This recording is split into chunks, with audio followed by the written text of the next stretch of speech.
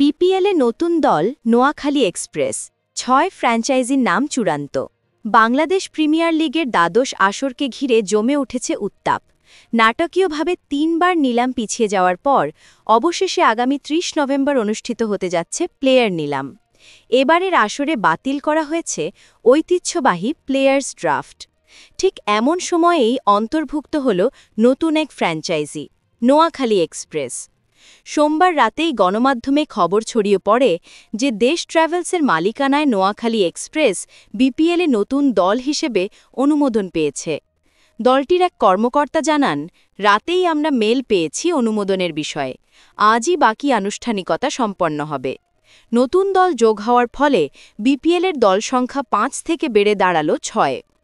পরিকল্পনা মাফিক আয়োজন এগোলে বিপিএলের নতুন মৌসুম শুরু হবে ২৬ ডিসেম্বর আর ২৪ জানুয়ারি অনুষ্ঠিত হবে ফাইনাল। নতুন মৌসুমকে সামনে রেখে বেশ কিছু ফ্র্যাঞ্চাইজির মালিকানায়ও এসেছে পরিবর্তন। বিপিএল ২০২৫-এর চূড়ান্ত ৬ দল: Rangpur Riders, Dhaka Capitals, Sylhet Titans, Rajshahi Warriors, Chittagong Royals, Noakhali express.